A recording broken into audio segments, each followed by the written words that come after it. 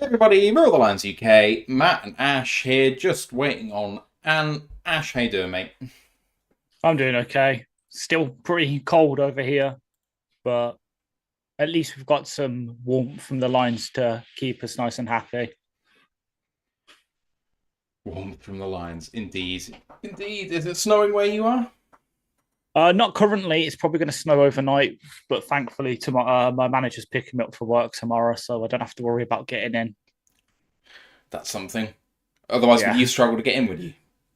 yeah. Especially since I'm in at 6 o'clock in the morning, so it's either get an Uber or get the 5:30 bus, Oh my god, which might get cancelled. I didn't realise you were going to be working in 8 hours. Fucking It's fine. hell.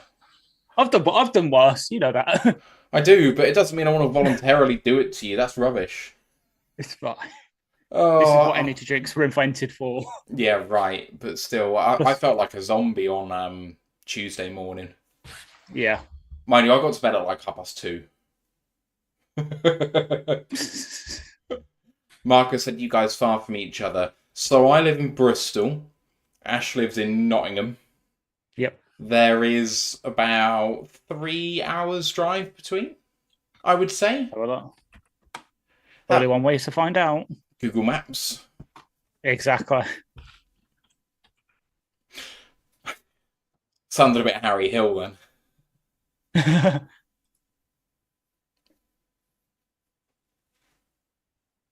Yeah, 2 hours, 2.5 hours roughly. 2.5. Okay, that's 100, 140 miles. yeah. Through a heck of a lot of roadworks on the motorways. Absolute Yeah. disaster. Yeah, Down on the so good old M42. Marcus, he's basically, well, almost due north from me. So you're going way up into the northerly winds, and it's probably halfway between where I live and the Scottish border, roughly. Roughly, yeah. Hokey Doo says soon it'll be 10-1. I won't count the chickens before they hatch. Marcus is calling for 10-1, so it could be. I hope it will be. Marcus celebrating the 9-1. 9-1 sounds pretty bloody good to me. If you told me that we were going to lose this game to go to 9-2 at the start of the season, I'd be bloody taking that. True, yeah. I'm just checking out because you said that. I want to see what obviously the last. Oh, no. We didn't lose that last one.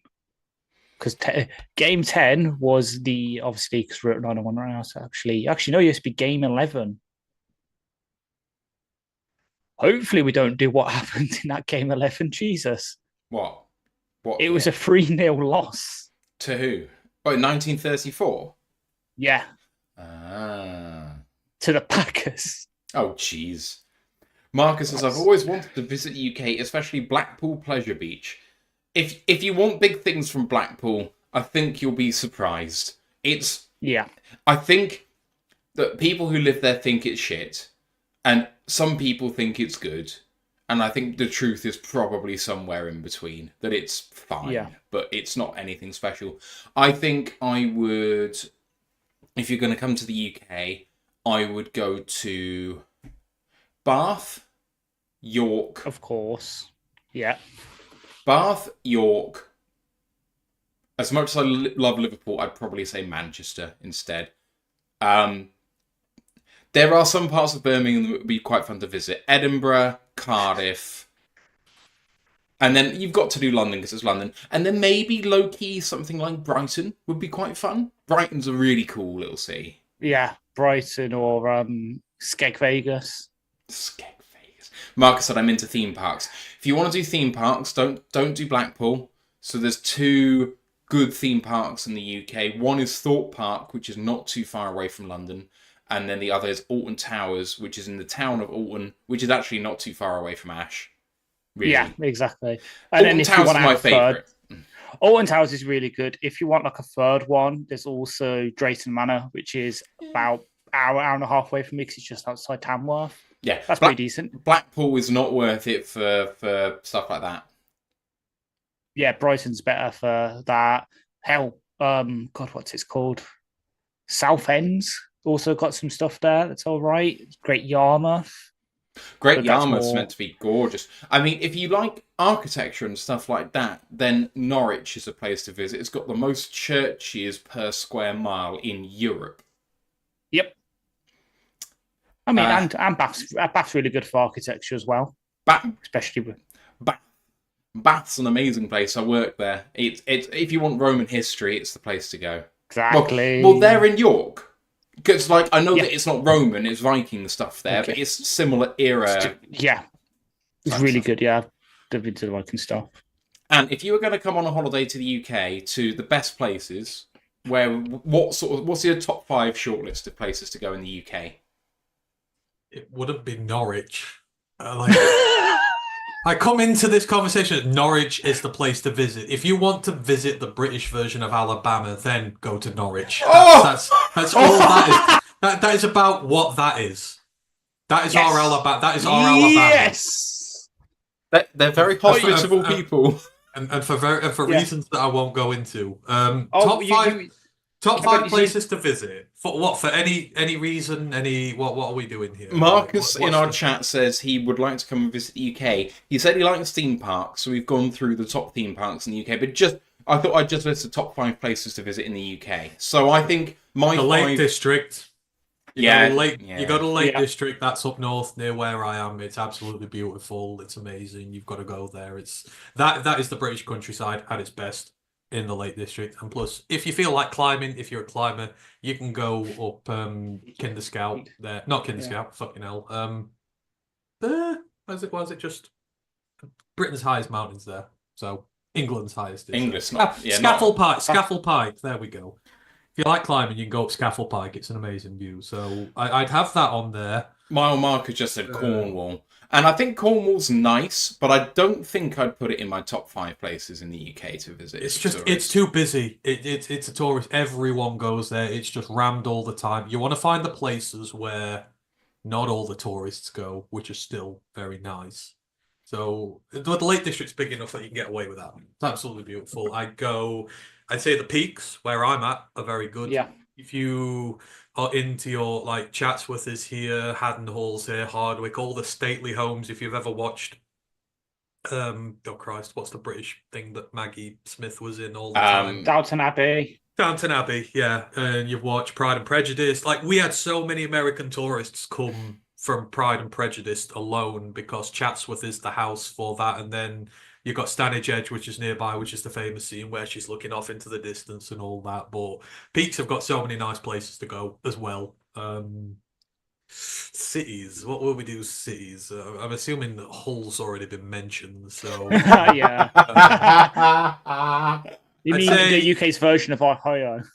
Yeah, probably. You go. I think you want somewhere Romanesque. Bath would be nice. Yeah. I think that's a really nice place to go. You get the thermal spas there. Go and enjoy those. Been amazing. Trying to think up north where I am. Where would I go? We don't really have a lot, do we? Oh, we got loads of nice places up here, but I've already said the peaks and the lakes, which is kind of where you're at. So I think if you want history, like Liverpool's very nice for that. Like I think Pool's a place to go and see. I'd throw Oxford onto there as well. If you want somewhere Oxford's to go, terrific. Oxford's an amazing place. The Ashmolean Museum is the best place in the country to visit. Even for a week, I would go to the Ashmolean just to go to that museum for the entire weekend. Oh, well, yeah. I can easily spend. There's a specific room in the Ashmolean that I could probably spend 12 hours in there and not shut up because it's the bit where all the Linear B tablets are. That's one of my favourite like little pet subjects. All the tax lists. Yeah, and also great pub culture in Oxford, so you can go and be blown away by all of the stuff they've got in there, and then, it's really something. If you want history, there's a billion places you can come see history around here, so you're never really that far away.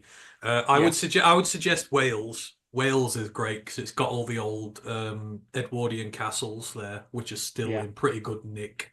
You can go to Beaumaris.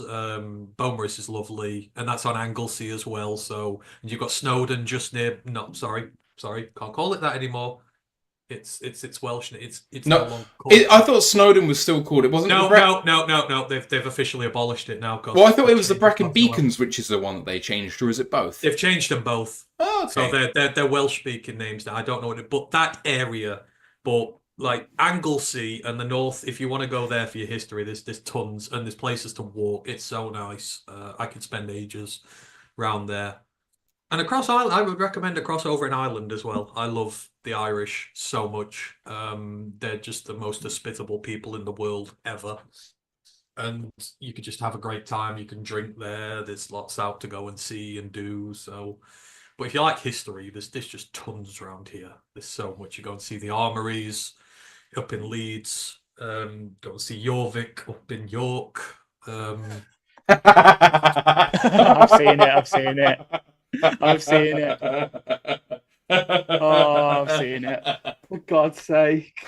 What? Oh, Danny Band hitting the nail on the head. Nowhere like Broad Street in Brum for sights. Yeah. That seems like someone who's been there and that's too many times. Too many times. Marcus says, good advice, guys. Almost as good as the cheese conversation. This podcast is basically all of its value is rolled up into the non-Lions conversation that we have. Yeah, pretty much. Like, who wants to hear about the Colts preview? No one. They want to hear about historical sites in Britain. So yeah, maybe we can pick up this chat on Britain on the other side. Shall we get on? Because I know Ash has to get up for work in 6 hours? Yeah. Nice. Roughly, yeah. Let's do it. What? That's loads. I get like 2 or 3 when you stay up for midweek action. You get no sleep. Right. And I am very, very sorry about this episode title. Oh, Jesus Christ. Right. I'm just going to take my head. No. Do it. Say it. Do it. I'm not listening. I want to see your reaction. No. All right. Here we go. Recording in progress. Welcome to another episode of the Roar the Lions UK podcast, episode 308. Zaire frankly had no idea. My name is Matthew Turner, alongside Ashley Soden and Anthony Fitzpatrick. How you doing, boys? I'm doing okay. And he finally returns after... Even I was shaking my head at that point. That's how you know it's bad. Good Lord. I think you've just broken the Matrix. I did it. If you can make Ash wince at a joke, then that's pretty much like that's it. That's exactly. You should have gone for his Gone with the Wind. So frankly, I don't give a damn. Oh, that would have been so much better. Oh man. Damn. Of course, we are talking about Zaire Franklin, who in our pre-season joint practices last season decided to... No, the season before, wasn't it? Jamal Williams. Yeah, decided to call us a shit organisation who wasn't going to win anything, and look who's laughing now. This is, of course, the Indiana Colts preview episode of this show. We are going to get into that along with some news, but first, please do come and join our Discord channel. Great place to chat Lions all year long. Link is in the live chat right now, and on the audio pod, it's in the description too. College Football Podcast aired about 3 hours ago, and what did you talk about? There are some teams hanging on. Yeah, this is the big one this week. This is where all the Cinderella stories can come burning to the ground. So, Army and Indiana, they're unbeaten. The 2 of the last 3 teams in the country to be unbeaten. It's just them 2 in Oregon. We've got big games this week. They can win. They can get into the playoffs and stop a 6th SEC team getting in there. So collectively, the entire country is praying to God that one of these teams does win. So I hope they do. But yeah, it's getting close now. There's just 2 weeks of the regular season left, and then we're into the first ever 12-team playoffs, which is going to be fun. And I guarantee the rankings are going to cause a war. But hey ho, that's what it's all about. I'm jumping on the bandwagon. Go Army. I want them in. Give them the number 12 seed. I do have a question to ask. I need to do an over-under with you. Charleston Southern 33.5 point underdogs. You covering the spread or not, Matt? I'm taking Charleston Southern. As you bloody should. Well, I'm taking them to cover. You do- FSU should still win, but I think it might be by like a point. If perchance out there, anyone listening, Florida State somehow lose this weekend, you'll probably be able to adopt Ash because he'll have to leave the country. So, if anyone wants to adopt an Ash, then there you go. It's our I'm gonna be like it's our Goog next and bloody Meet charity the drive. Robinsons.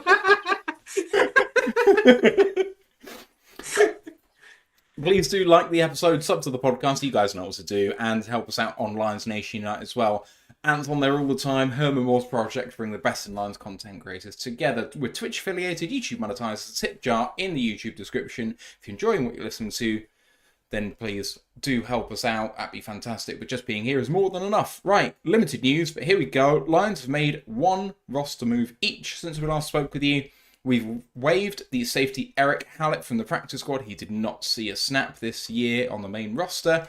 And we have signed in his place the safety Kayvon Merriweather, who was a 2023 draft pick, which, and I've said this before, and then I've been wrong. So I know, Ash, you were a particular fan of his. I think I quite liked him as well. Were you a fan of Kayvon Merriweather, Ant? That's Ryan's bag. He's Cooper DeJohn's running mate at Iowa. So, Iowa DB is pretty good. Don't know what his career's been so far, but it certainly would. He's a second-year guy. Yeah, a lot can happen in that time. So, if I recall, he made the 53 for Tampa last year and was primarily a special teams player, but then was about 20 snaps a game in the second half of the season, but then made it, but then got waived last week when they signed someone to replace him out of nowhere. So, yeah, so pretty much hit the nail on the head. It was from week 11 last year, so the San Francisco game, because of injuries they had back there, that they had a plight kind of like what we're having right now at linebacker. He stepped up, but yeah, the snap size to dwindle. Really was a real good start for them. Then from roughly week 17 onwards, it dropped off face the earth. So when it came to facing us, he only played 2 snaps on defense. Didn't really do anything. And then, they signed, because Mike Edwards yet again, it's just like, he's kind of like the Tampa's version of Tom Kennedy. He's just always seemingly around that bloody team. But yeah, special teamer through and through, 80 grade last year from PFF. He even made a special teams tackle against us in the playoffs. But then this year, it's just hasn't worked out for him. 57.1 grade in special teams. Hasn't really been getting on defense. Like the most snaps he's had is 27 against Atlanta. That got 52 grade. They needed a bit more actual defensive players to cut him. We've got him, but at least it's a special team we know can play defense. Can be kind of that fourth safety role, kind of like CJ Moore was for us, where if we need him to play a couple of snaps, probably ain't going to do too much bad because he's been there, done that, and he was good in college, but don't expect him to, take over from Brandon Joseph as safety free anytime soon. On the Indy side of the ball, they have confirmed that they are wearing their Indiana Knights unis for the game. And guys, I don't think I'm understating this. Some of the nicest third jerseys in the entire NFL. I think they are absolute fire. I think they've only worn them once last season. And I fell in love. I think they look brilliant. I don't know if you guys have seen them. What do you think? I agree. I love them. Obviously not as good as ours, but is any third uniform going to be better than ours? Probably not, but yeah, I really do like them. And yet again, a team is pulling out the uniform game against us, and it doesn't go well for the other teams. Bunch of Duke wannabes. Ooh. I can see that. The other piece of news that Indy have is that although he's still technically on IR, their starting defensive end, Tyquan Lewis, had his 21-day window opened yesterday, which means that he could be activated in time for this game, Tyquan Lewis, which would be a big boon to their pass rush, which has been good, not great, shall we say. So that could be a big boon for them. Let's get straight into this. Lions at Colts. Colts are 5-6. Their anticipated record in terms of how they've played is 5.1 wins. They're basically exactly where they should be. Their season has gone like this: losses versus Houston and at Green Bay, a win versus the Chicago Bears, and versus Pittsburgh. That's a quality win right there. A loss at Jacksonville, wins at versus Tennessee versus Miami, a loss at Houston, at Minneapolis versus Buffalo, before a win this past weekend at the New York Jets. I'll come back to this because I think it's an interesting group of games to have a look at. But the betting for this game, Lions are 19-5 on. That's minus 380 in American money. India 3-1. That's plus 300, which means Detroit is 7.5-point favourites on the spread.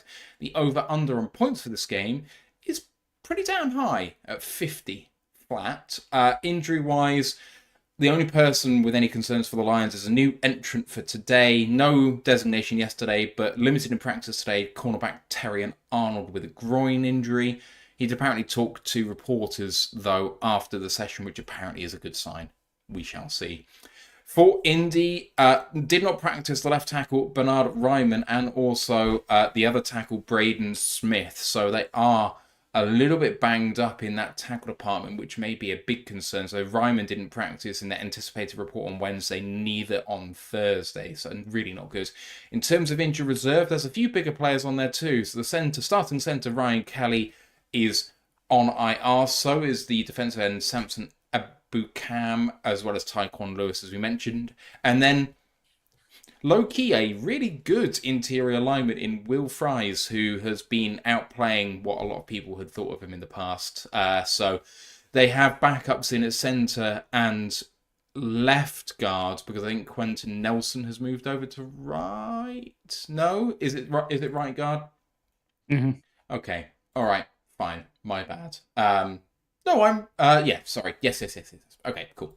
So we'll go through their depth chart in just a second. But guys, I'm looking through the games that they've lost. They've lost to Houston, at Green Bay, Jacksonville, Houston again, Minnesota, and Buffalo.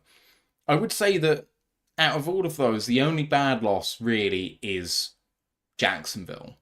But then the games they've won: Chicago, Tennessee, Jets, and then Pittsburgh. So out of the games that they should win and the games they should lose, I'll put it to you guys, apart from Pittsburgh and Jacksonville, which are on either side of it, they're maybe just a mid-team by kind of going off their results. Like, around 500 is maybe where they should be. And we'll get into the depth chart, but I think that kind of backs up that take as well. What do you think, Ant?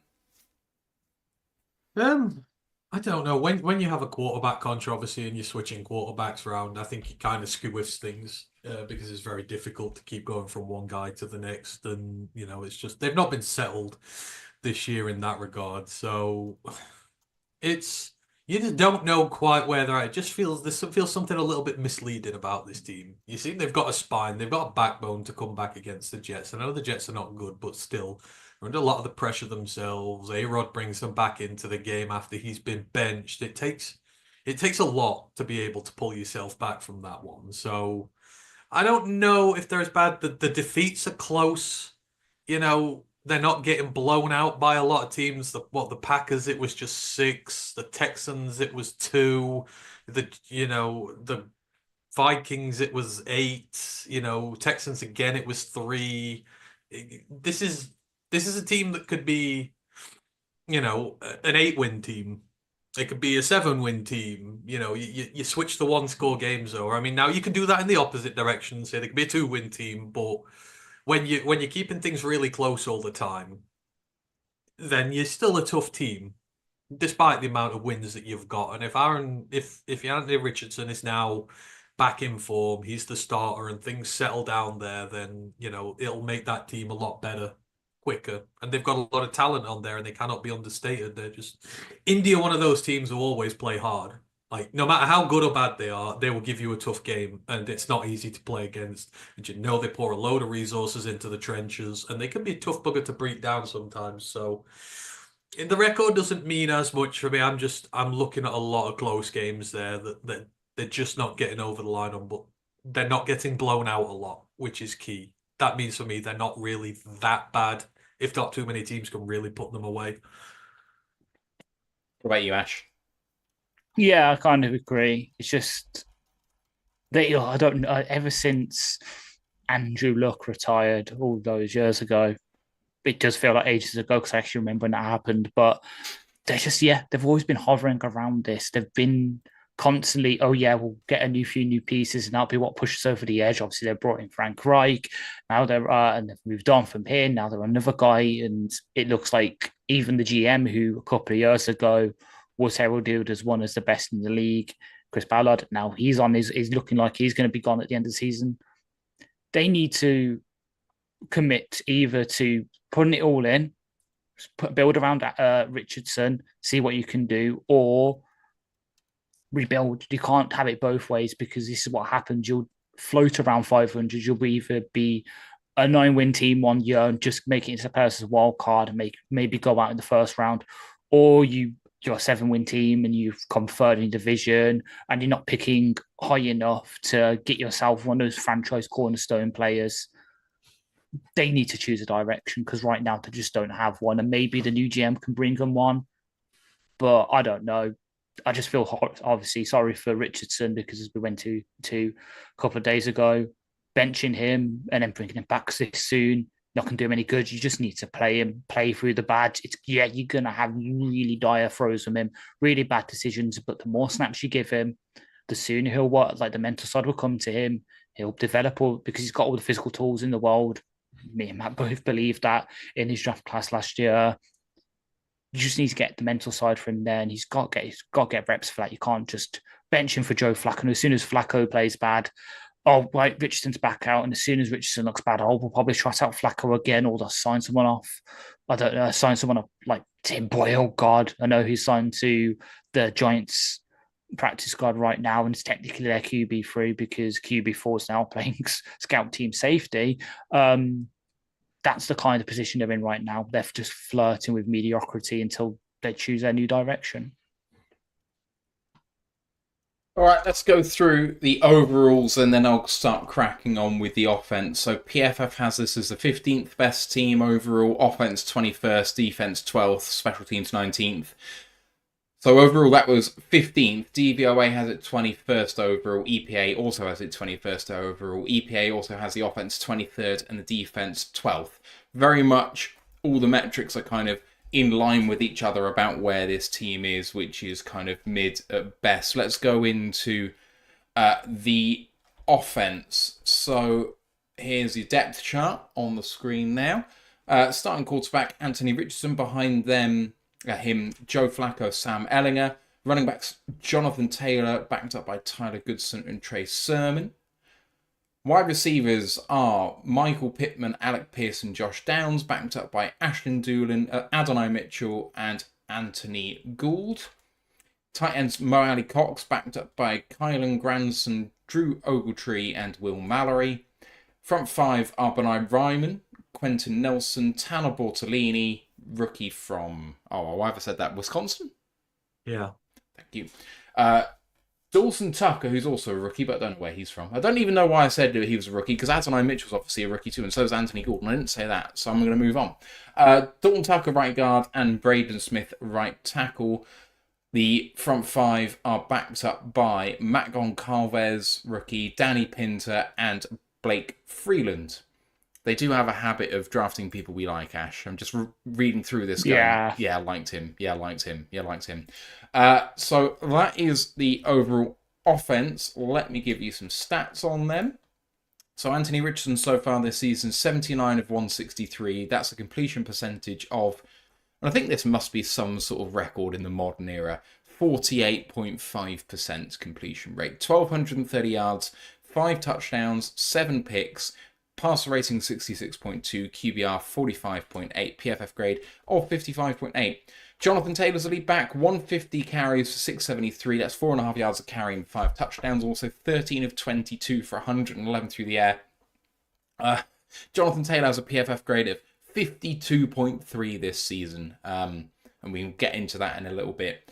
Josh Downs is the leading wide receiver. 50 of 71 for 567. That's 11.3 yards per catch and 4 touchdowns for a PFF grade of 86.6.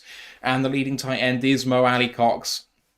They don't tend to use him very much, but when they do, I mean, in the last game, they were telling us about his 12-inch hands. My word. 9 of 16 for 117 and a touchdown PFF grade of 67.6. Other good grades in there. Quentin Nelson, the future Hall of Famer, I'll just say it now. I think he's probably going to go 83.6. Bernard Ryman, the tackle.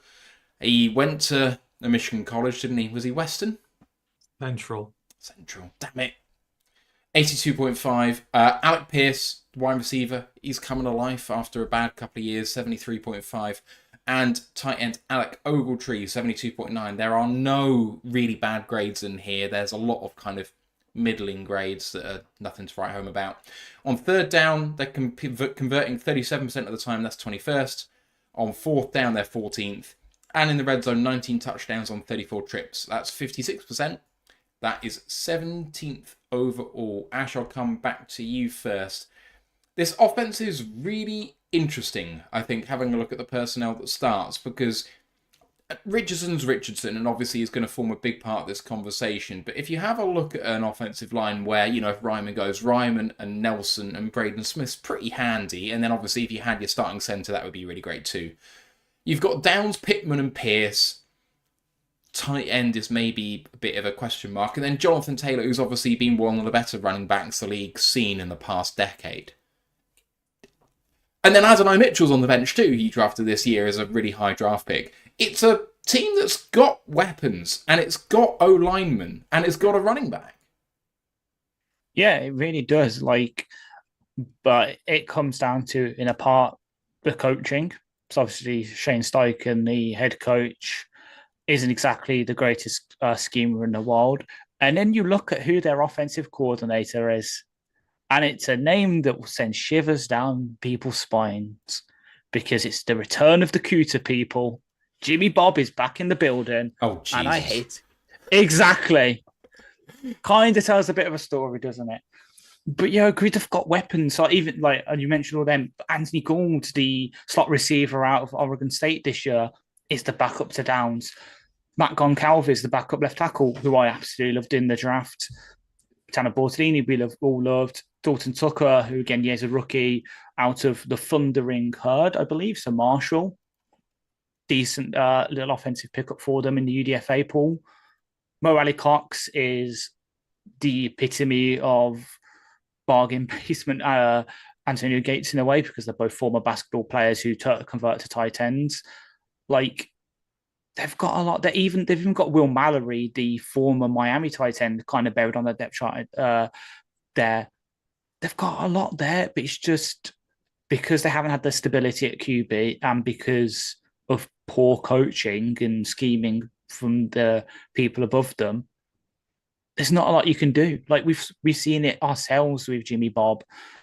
You can have one of the best underrated QBs in NFL history with Stafford. You can have a really damn good receiver trio with Tate and Marvin and Kenny, or I think Jimmy was just there just as Calvin retired.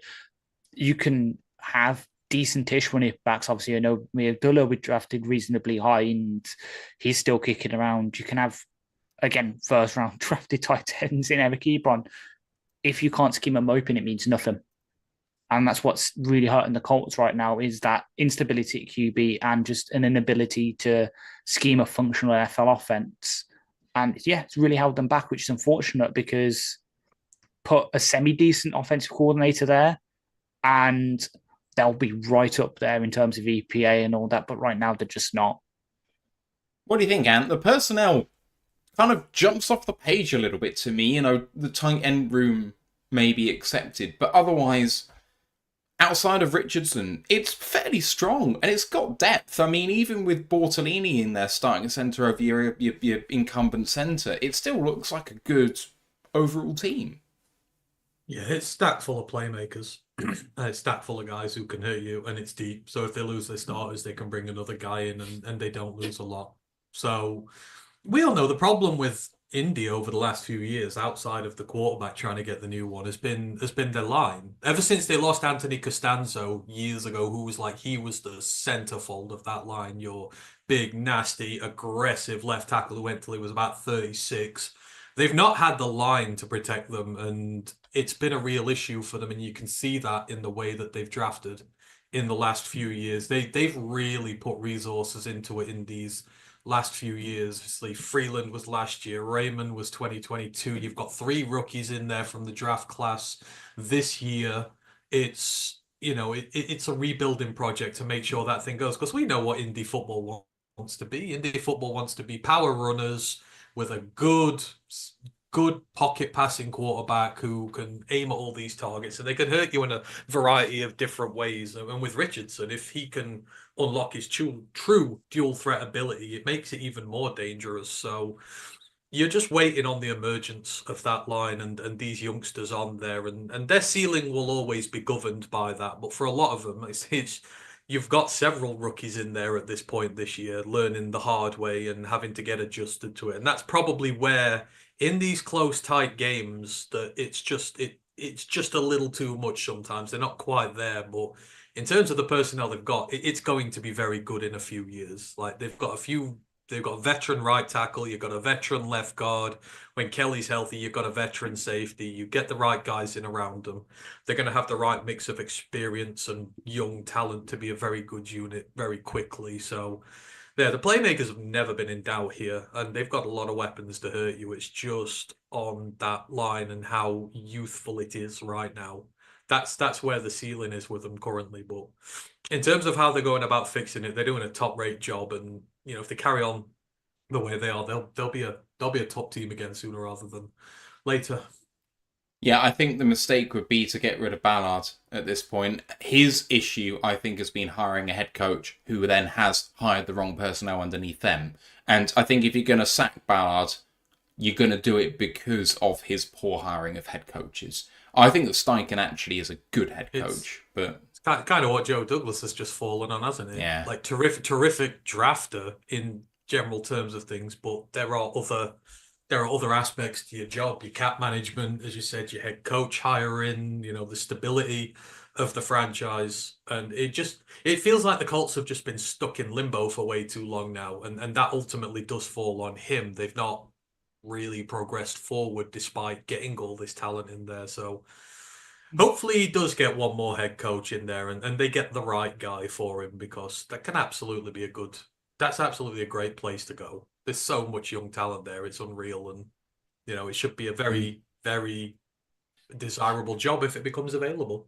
I mean, I just look at the kind of like signings that they made, especially at wide receiver over the years, and they're all people I kind of liked that I thought were reasonable swings of the bat at the places they took them, and all of them didn't work out. And I kind of think that some of them should, and I think it's maybe just on the players just not quite converting their talent. And I'm thinking specifically people like Zach Pascal, Paris Campbell, those two in particular are the ones that stand out to me, but kind of they've then taken exact same swings at kind of similar-ish people, and I think they're starting to work. In Alec Pierce was that sort of guy. They've picked disrespected players. Mm-hmm. Like, Josh Downs was entirely disrespected in his draft process for how good a receiver he was. Pierce was, but he played at the group of 5 level, so no one really took a look at him that way. Gould, everyone just had to go at him because of his size, and he's tiny, but he's a fucking great receiver. And I've seen their return game this year, which is stupidly good. Goodson, they get these guys in their depth units who are dangerous damn receivers, and they pick disrespected guys and turn them into respected guys. They kind of work the way we do. Got a chip on your shoulder, here's the place you come and prove everybody wrong. And that entire group there, even when you look at Pittman, like, think how much Pittman's been respected in the NFL level over the years. It's crazy. So that's just what makes it dangerous. The guys all have a point to prove. Absolutely. Let me talk a little bit about last week's game against the Jets. So the Colts did pull one out, actually, after being down quite a bit late. So fair play to them for this. Generally speaking, their entire offense is RPO-based with Richardson there, so they're obviously using the fact that Jonathan Taylor is meant to be this elite running back, and of course Richardson is a great runner, so they can both be threats on the ground, and QB run game's a big part of their offense, but Richardson also definitely slings it. And actually, this was the first game in his entire NFL career that him slinging it was actually working. And since it happened last week, that worries me because, you know, the most recent version of yourself is probably more likely who you are than who you were 10 weeks ago. So, there were some fantastic throws in here. So, under pressure with Riddick hitting him, he threw over the middle to Downs for 31 yards early in this game. There were also other big throws all the way through the game. There were some big misses too. So there was a little slide route on play action that he just missed, which was a little pitch and catch for about 3 yards away from him, and he just overthrew it, which was really bad. But then you had stuff like a throw to A.D. Mitchell on a shallow crosser, not unlike the Amon-Ra touchdown last week, where the crosser was so A.D. Mitchell beating Sauce Gardner, and that was for a 33-yard gain all the way down to the 1 yard line. He also had big throws to Josh Downs several times, and then deep in the clutch drive to win the game, it was all Richardson throws, even though they weren't in time pressure particularly, to Pierce for 39 yards down the sideline, then to Josh Downs on an in-breaking route. All the in-breaking dig routes look incredible when Richardson throws them. It's quite Stafford-esque, actually, in the way that it happens for me.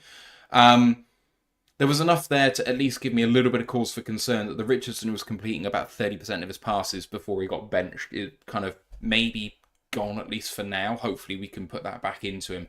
In terms of the run game, Jonathan Taylor has lost something. And I think it's probably an offshoot of the injury he's just had in recent years. They've taken his toll. But maybe the RPO offense just doesn't suit him. But he's getting contacted behind the line. He's not easily falling forwards. He's not looking as shifty as he used to be. It's an odd thing, but they're sticking with him. There seems to be a weakness in their offensive line. I said between centre and left guard. Although right guard, obviously, being a backup is something you really want to target there. I thought Nelson struggled in this game particularly, so it would be interesting to see what we can do with that. Tackle play was good, but of course they're dealing with injuries there. The wide receivers already had a good game. There was always at least one of them free. Richardson always seemed to have like an option that they could throw out. And, you know, this Jets defense is no joke. Like, they're not last year's Jets defense, but when it comes to, you know, having pressure in your face, you're going to have it because you've got defensive tackles in there like Quinn Williams and Javon Kinlaw, and then edge players like Will McDonald and Hassan Reddick. And then Leonard Taylor's had a really good season as a backup DT. I know that we were almost all down on him, but I think he's been better than his UDFA billing so far this year. And then linebacker-wise, CJ Mosley's been out for a lot this year, but you got Quincy Williams in there and Jamie Sherwood who've been quite good. And then in terms of DBs, you know, Sauce Gardner, Jalen Mills, DJ Reed, Michael Carter, Chuck Clark. This defense is not bad. It's not like he was throwing against a bunch of mugs. And he looked really good in there. So, guys, I'm going to throw back over to you. And I don't know if you watched this game at all, but Richardson, I'm not going to say he's turned the page. I will say that the game was at least encouraging for people who support him. Yeah, it was. And, you know, it was just an impressive comeback, you know, for them to be so far down. He's back in for his first game. You know, you got 10 minutes left in the fourth quarter. You know, you want to see the mental resilience of your team. You want to see them be able to come back from pressure. And like I said, they've got rookies in there. You know, they're missing some of the key starters and the young guys. Anthony Richardson comes through. Josh Downs comes through, gets critical touchdown for them. They're able to make the stops that they need to keep them within range. You know, just stick it to field goals. Give yourself one last chance. And then your quarterback comes up and, you know, delivers when you most need him. It's clutch. It's good sign. It's good fight from this team. And again, it's what you want to see. It's young in a lot of areas, and there is a lot of responsibility on the younger players in this team. And, you know, to come back and win it is impressive in any given situation. It's hard to come back in the NFL, period, against any team, especially when you're under the pressure you are. Like, can you imagine if they lost this? They'd be under such serious pressure now. They'd be out of really contention for anything serious this time. And, you know, I do appreciate how hard they're fighting, and that's what this team will do. And it's, if they play well, like, again, they've got the personnel to hurt you in many different ways. I think in their case, they're just having problems getting Taylor going at the minute. But if they do, then my God, that becomes a different beast. Their D line's very good. Their defense is, it can hold teams low and get takeaways. There's so many good players in there. So for me, I find it's very encouraging as a Colts fan just to see it. It's like I say, it's a baby step, but you've got to start taking baby steps first. So you'll see just how much he's come this week. This is an entirely different challenge for him. Against our defense, you've got to be very cerebral. You've got to be very intellectual. You've got to make ball security because like he's fumbled a lot this year, and you've got to be very careful with it. But again, I was encouraged by it for them. It's a good starting step for them, and see what it does for them. They'll come into this week full of confidence, and they'll believe. What about you, Ash? What have you seen from this offense? Yeah, so obviously last week they finally got some explosive plays going off, especially off the run game. I know it wasn't exactly the greatest day against the run for them, so they got they had 35 attempts, only got 91 yards on it, which against the Jets defense that surprisingly is actually very bad against the runs. They, before that game, given up 130 yards on average, which is 22nd in the NFL before the game. I like their commitment to the run, though. It's obviously their identity for donkey's years. And with Richardson, you can really build off it, which is why they got those big plays. The only thing for them is the fact that so far through the season, we're one of the best teams at stopping explosive plays. So we are in the top 10. So we've only given up 51 explosive plays so far this season, including 7.6 explosive play rate, which is how they build on it. Obviously, they want to run the ball as best they can and then draw the linebackers in, hit the deep pass. We're designed not to do that, which is the issue for them. But yeah, if Richardson can keep the flow going, he might be able to get some stuff against us. Obviously, Davis had a broken thumb, and then Arnold carrying a groin injury isn't exactly the best for that, especially since Pittman's a damn good outside receiver. Downs can do things on his day. And then Alec Pierce is a very underrated sort of Z receiver. None of them exactly are speed threats. The big speed threat is probably Anthony Gould out the slot. But they've got enough there that, yeah, they can hurt you with the pass if we don't concentrate. But that's the thing. Given how Dan coaches his team, given how AG, especially the past couple of weeks, has coached his team, I don't expect us to switch off for a second. Like you look at last week, I know the Jags exactly aren't the best team in the NFL. They're down there for one of the worst right now, but they've got arguably the second best rookie receiver so far this season. Obviously, we all know who number one is. Mac Jones, yeah, not the greatest QB, but we saw at Alabama, we saw those first year in New England. If you give him some protection, he can deliver the ball on time. And Etienne and that isn't a bad running back, but we managed to hold them to 2 field goals all game. Like, I'm not underestimating this Colts team at all. They can probably score more than 6 points on us, but at the same time, I don't expect them to score more than 2 touchdowns on us just because the way our defense is built, it shuts down the short stuff and it shuts down the run, and then it shuts down the big plays. The only way you can really get on us is by dinking and dunking, and unfortunately, Richardson's not that kind of QB, and it's not that kind of scheme where they're going to sit there and dink and dunk for 5-10 yards ago. They're either running the ball or they ain't hitting you deep, and that's the 2 things we stop really well. Moving it over to the defense, I'm going to put the depth chart on the screen now. All right, so they run a base 4-3, but I'm going to give you the nickel package 4-2-5. The front 4 are former Michigan man Kwity Paye, Grover Stewart, DeForest Buckner, and Deo Odeyingbo. They're backed up by my draft crush in this past cycle, edge player Laiatu Latu, Raekwon Davis, Taven Bryan, Isaiah Land, who... Was Isaiah Land one of those ones that came from a... HBCU. Yeah, thank you very much. Mm-hmm. Thought so. Gennard Avery and Adetomiwa Adebawore, the former Northwestern Warrior, who has done very little so far. The starting linebackers, EJ Speed and Zaire Franklin, backed up by Grant Stewart, Segun Olubi, Cameron McGrone and Liam Anderson. Nickelback is Kenny Moore, backed up by Chris Lamons, and then the cornerbacks are Jalen Jones and Samuel Womack, backed up by David Long and Darren Hall. Safety is Nick Cross and Julian Blackman, backed up by Ronnie Harrison Jr. and Rodney Thomas II. Going to the stats. Leading DT is DeForest Buckner with 3.5 sacks, 29 tackles, 4 tackles for loss, 8 quarterback hits, and a PFF grade of 80. Leading sacker is Quitty Pay, a forced fumble and 5.5 sacks, 27 tackles, 7 tackles for loss, 9 quarterback hits, PFF grade of 65.6, including 2 in the drive to kill off the Jets right at the end on Rodgers. Can't hate that.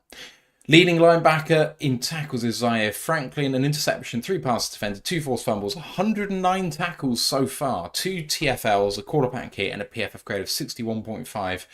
At this rate, Zaire Franklin could threaten 200 tackles on the season, which would be insane. He's had a really good time of it, actually, despite the PFF grade. Leading cornerback is Jalen Jones, 2 interceptions, 11 passes defended, a forced fumble, 69 tackles, 3 TFLs, and a PFF grade of 68.5. And the leading safety is Nick Cross, 2 interceptions, 3 passes defended, a forced fumble, 102 tackles, 2 TFLs, and a PFF grade of 61.6. Other grades in this, Kenny Moore, that Nickelback safety, is 81.4. Samuel Womack, corner, 75.1. Grover Stewart, 71.5, the DT. And then poorer grades in there. The other starting linebacker, EJ Speed, is a 53.3. And the defensive tackle, Raekwon Davis, is a 41.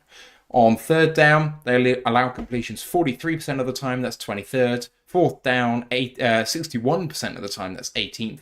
And in the red zone, 57.5% of the time there are touchdowns. That is 16th in the NFL.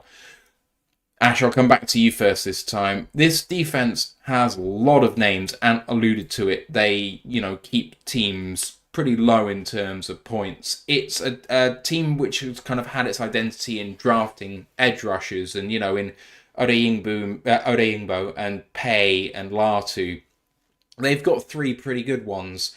And obviously, I spent a first-round pick on DeForest Buckner from the 49ers not too long ago. Zaire Franklin's a very passable linebacker. And then that back 5 in nickel. Maybe there's no stars on it. I would say no big stars, no all-pros. But they're all above-average starters, I think I would say. Overall, it's just an above-average defense basically everywhere. Yeah, and then it's coached really well. So here's another kind of big name. Obviously, never really had anything to do with us, but he's a big name because of the defense he helped create in under Pete Carroll about 10 years ago, because it's Gus Bradley, the guy who came up with the Legion of Boom, then obviously was a head coach for the Jags, where he helped Robert Saleh sort of get a start before Saleh went to the 49ers and broke out. But then he went to the Chargers, obviously famous in 2017 after getting sacked by the Jags, to be their defensive coordinator until 2021, where he met Steichen, where Steichen was the OC, then went to the Raiders, and then joined 2022 Indy as a DC under Reich, but was retained when Steichen came in because that shared familiarity. So yet again, it's another cover 3 based defense we're facing. We just seemingly face these guys every week. Obviously, we face it. We faced it earlier with Seattle with some of their concepts. We literally faced it 2 weeks ago with the Texans, because D'Amico Ryan, as a trickle down from Saleh, runs to cover 3 a lot, as well as the Packers. They also run cover 3 a lot because of Hafney's also connection to Bradley. They like to eliminate the deep stuff. Literally what I just said, the way that how they get beaten on defense is the way that their offense kind of can't attack, which is quite a nice mashup. Probably helps why they won last week, is because the defense had the perfect sort of understand. Well, the offense had the perfect understanding of the Jets defense, because obviously the Jets run cover Seattle 3, cover 3 a lot because of the Saleh influence, which kind of really helped them, as I say, with that comeback, because they just knew how to attack.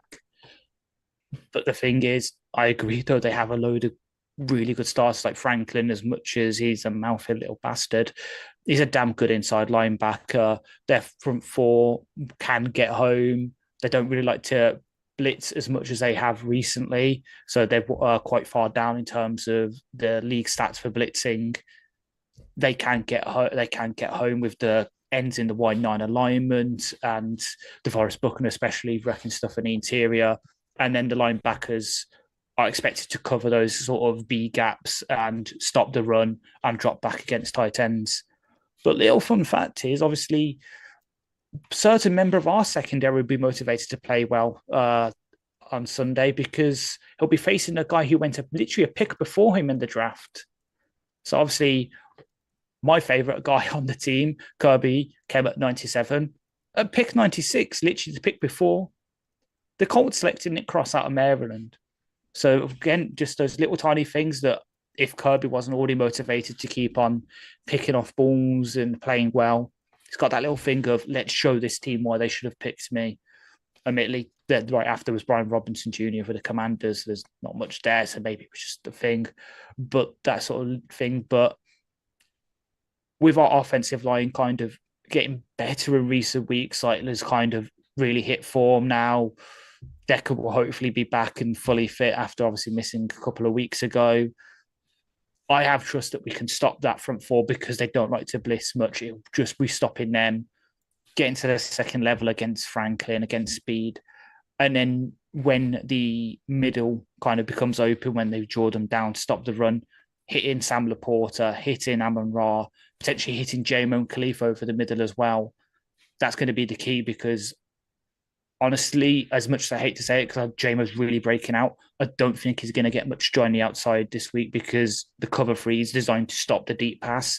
So there's going to be a lot of intermediate routes for him if he's playing on the outside, or use him in the slot where you can use that speed as a sort of matchup advantage against the linebackers and to match up against Cross, because Cross ran like a 4.3, 40-yard dash at the combine. He's a really speedy safety. So if you get Jamo against him, maybe then it will open up stuff deep for Tim Patrick on the outside and maybe Amon Ra on some of the intermediate routes in that turkey hole.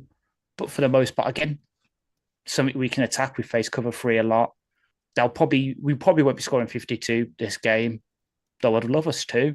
It probably would be more of your sort of 20 to 35 range going to be scoring, but it's not the best defense in the world. But again, it's not exactly the Jags defense either. It's that sort of happy medium, kind of like the Texans, where they're good enough that they can stop us on drives. We won't be scoring on every drive, but at the same time, we're not going to be throwing 5 interceptions. Hopefully, the turnover luck will not be coming back. And what do you think, man? This defense, you alluded to it earlier. You're a fan.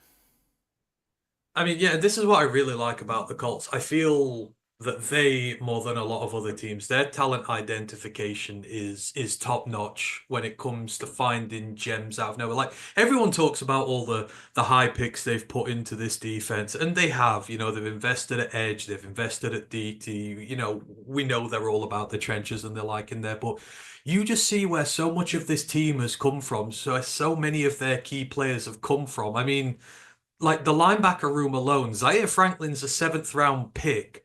EJ Speed's a 5th round pick out of Tarleton State out of the FCS. You go into the secondary, Jalen Jones is a round 7 pick and he's a starter. Kenny Moore, he's an undrafted free agent from Valdosta State in the FCS. Samuel Womack, he's a round 5 pick out of Toledo.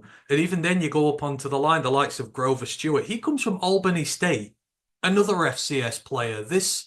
They've got a lot of high draft picks on here, but so much of this team is from just areas people don't look and where people don't develop. They've got 2 developed 7th round picks on this team playing for them. They got guys out the FCS. You've got Isaiah Land out there, HBCUs. It's his 2nd year. He's starting to get look-ins on this team. Their talent identification is top notch, and they go to these and a lot of teams can't draft these types of players. You know, you can get all these guys in and they're making first-team players out of them. Their coaching is incredibly good. You know, scheme-wise, I don't know too much, but what I know is they take guys from nothing and they make something out of them, and you mix them in with all these high draft picks they're putting in. Like I say, the edge room, the D-line's been a problem for them for years. It's been their feature on both sides to be dominant, and you see you've got Latu in there now, you've got Quitty Pay in there now, you've got depth at the position. Yes, Adebaware was a swing and a miss so far, but they're trying really hard to rectify that. And in the middle, you've just got two really good defensive tackles there in Stewart and Buckner. So, it's well coached, it's technically good, and it's got a lot of players who can hurt you if you get dragged into the type of game they want you to get dragged into. Like you can see, they've had 6 games where they've kept teams below 20 points. A lot of it is they like to get you in low scorers. They like to drag you down with them. They like to drag you into a fight. And if they do that, they've got the players who can come out and can cause you a lot of damage. So, it's a good defense. And I just appreciate where they've got these guys from and how they've been able to develop. I always appreciate teams who can not have to spend day 1 and day 2 picks filling out the rosters. You give these guys an opportunity. It's dangerous. And again, a lot of guys with a point to prove, small school guys with chips on their shoulders that they want to be here, they want to make plays. So, I do admire it, like I say, just for alone where they're able to find some of these guys and, their identification of it. So it's not going to be easy. A lot of teams have struggled to score on this team this year, even with them having problems at quarterback and not being able to get Taylor going as much as they want to. So that just goes to show you that it's a good unit and maybe better than its stats belie. Because if the offense has been struggling, which it has, it means it's out there a bit longer. I don't know what their time of possession's like. I would assume it's not as good. I would assume the defense is out there a bit longer. But you have to pay attention to them, and you cannot let this D-line get on top of you. It'll be a big one for our offensive line, this will. Obviously, they had a very good game last week. They just shut everything down on this team. So, I've no doubt we can go out and kick their ass again, but I'm more worried about this than I am the Jags defense. Just to talk about what I saw from them on tape against the Jets, they've got good gap integrity. They're well coached. They tend to all be kind of pocket crushing type of guys, even though Quitty Pay is a bit more of a speed rusher than Deo. They all kind of play in a very similar way. And actually, while it means that Russian quarterbacks can't escape, I don't actually think this defensive line gets pressure as quickly as they need to. It actually, in some ways, reminds me a little bit about how we're constructed without Hutchinson. Just well coached, but you'd really hope they could get home more than they do. Latu did get an effort sack early. He beat the left tackle, and as Rodgers held on to it too long, he actually went all the way around the outside and then came back in from behind. So that was a good way to end the drive. They stopped the Jets on 4th and inches from their own 39.5-yard line. Conklin tried a tight end sneak and it didn't work. Really nice play. So, we try and run the sneak play that we did last week. There'll be alerts to that sort of thing, and they have history of being okay. They can be very aggressive getting upfield on their pass rushes. So they got caught out a couple of times with either kind of stretch plays outside the tackles where they were just being a bit too aggressive, or kind of running back tight end screens. That they're giving you plenty of opportunities where that you can defeat that. They seem to kind of only bring 4 most of the time. They blitz very, very rarely. I think I saw them bring 5 or 6 twice in last week's game, maybe 3 times, but no more than that. Jalen Jones, really impressive in coverage. He's got great instincts, breaks on the ball very quickly, can read a quarterback's eyes, kind of has a good feeling for when the play is meant to develop, and so is going to break on things with anticipation. He had a really good pass breakup in this game. The team, I say it's aggressive and you can catch them out with screens. If you don't call those sorts of plays at the right time, they're very good at flowing to the ball and they can read the game well in defense generally. It's a team of smart players. So, as we know very well, screens are kind of a fuck around and find out sort of play. If you get it wrong, it goes badly. And they very much showed an ability to punish the Jets as well as get caught out by that too. They did have a busted coverage for the touchdown, so it was a bootleg to the right by Aaron Rodgers 11 yards out, and they had a wide receiver running to the back pylon and a tight end running to the near pylon, and both coverage players took the wide receiver, and the tight end was left totally free, Yeboah, for his first NFL touchdown. So they're not immune to making the odd boneheaded play like all teams do. Odeyingbo actually won the game for the team. So on 3rd and 10, with the Jets driving to try and score a touchdown late, which would have put it beyond the Colts' reach, it was 3rd and 10, and they ran a running back screen. And Odeyingbo, on a huge amount of effort, caught Breece Hall from behind to limit it to an 8-yard gain. They decided to kick the field goal, and then that allowed the Colts to actually keep it to one possession. They ended up winning the game. In that final drive, when they know that you have to pass, they're so dangerous when they can tee off like that and they don't have to worry about keeping their gap integrity. They can just rush.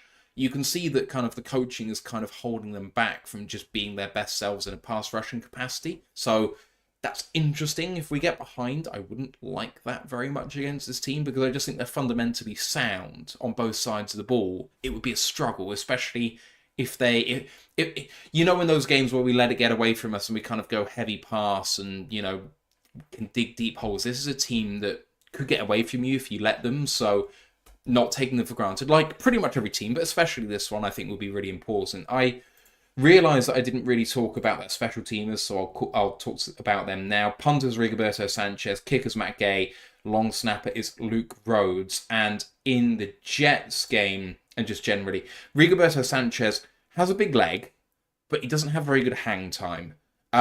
They're good in coverage. Their gunners are very fast, so even though he outkicks his coverage, they still cover it quite well. But it does mean that I think Khalif Raymond should have a chance to get some returns in this game, so watch out maybe for us breaking one, potentially. On their side of things, Josh Downs, their leading receiver, is also their returner. He's so shifty out in space. He looks quite like Khalif Raymond in terms of the run game, in terms of being able to make that first man miss and at least get 10 yards of play. Really impressive from what I saw from him. And so he's the punt returner. Doolan is the kick returner, and he's also rapid. He returned a few kicks from a couple of yards deep, so we have a habit of actually kicking it from baits a couple of yards deep. Sometimes it's 9 yards deep, sometimes it's 2 yards deep. If we only get it 2 yards deep, they're bringing it out, I think. And so we're going to have to be on our game with that, because I think he's a good returner. So I fear what's going to happen potentially with that. I'll stop there, and I'm going to come back to you first this time. Their defense in this Jets game, I mean, the Jets had nothing. They didn't have a first down, I don't think, until 2 minutes in the first half, second quarter. 2 minutes to go in the first half. The Jets fans were booing all the way through. And then they really came to life, that Jets offense, in the second half. The Colts really let them come back into it to the point where the Jets were 2 scores up with 16 minutes to play or something like that. So, you know, while they played really well for maybe 3 quarters of this game, they did give up a lot of points pretty quickly as well. Yeah, it's adjustments in game, right? You can tell they sort of had New York figured out and they'd scouted them. And, you know, when you've got Rodgers in there, he'll find chinks in their armor. They'll find ways to adjust on teams. And it's about how you respond. You see it every week. So, like you say, they were very impressive to start with. They kept Breece Hall relatively quiet for the most part. And again, it was in my fantasy team, but he did well in the end. So, you know, my fantasy troubles are well figured on there. God damn it. But yeah, they're to be respected. This defensive line is dangerous. And you say maybe it doesn't have the stats that belie it in terms of the end. But, you know, that's like our team, as you've already said. So you know that on their day, they can come out and you can sack CJ Stroud 4 times and make his life hell. But, you know, it's very well built. You've got a good pair of D tackles in the middle.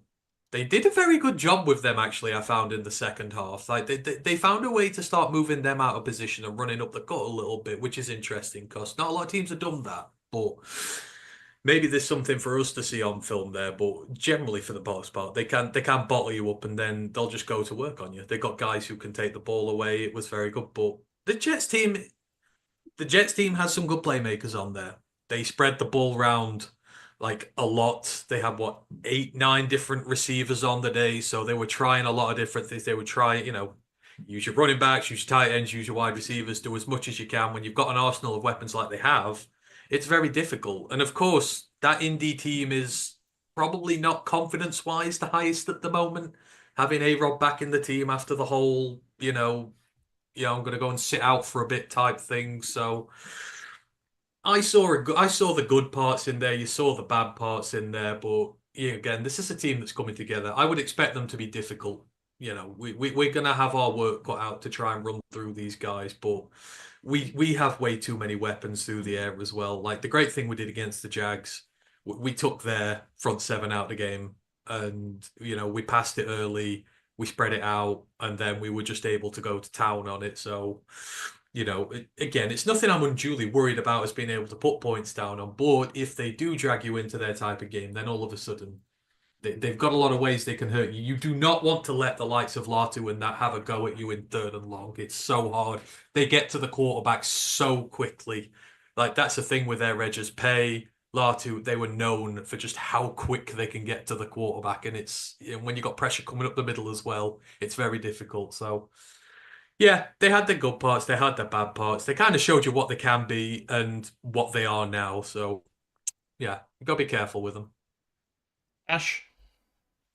Yeah, like I know, obviously. Oh yeah, thank God. Yeah, I don't want to underestimate them. They can, if we do have a Texans-like game where the luck really isn't with us, a couple of turnovers happen on offense, we give them a few short fields. They can put the game away and out of reach for us because that defense is built to play from ahead because of the way that they sort of limit the explosive plays, make you dink and dunk, use up time and possession. I know they're not exactly been doing that too much this season because they rank 31st in the league for time of possession, 44.5%. The only team that's worse is Jacksonville, unfortunately. But they are built, if they have a lead, they can run the ball with Jonathan Taylor, with Anthony Richardson back there now. You've got the RPO game and read option stuff. And that defense can limit the explosive play. So it is very much we've still got to be on our A game, even though they're 500. They're roughly where they're supposed to be. They're not exactly high on confidence. If we let them have the first half, if they have some confidence there, they've got a game and a half kind of winning football, in inverted commas.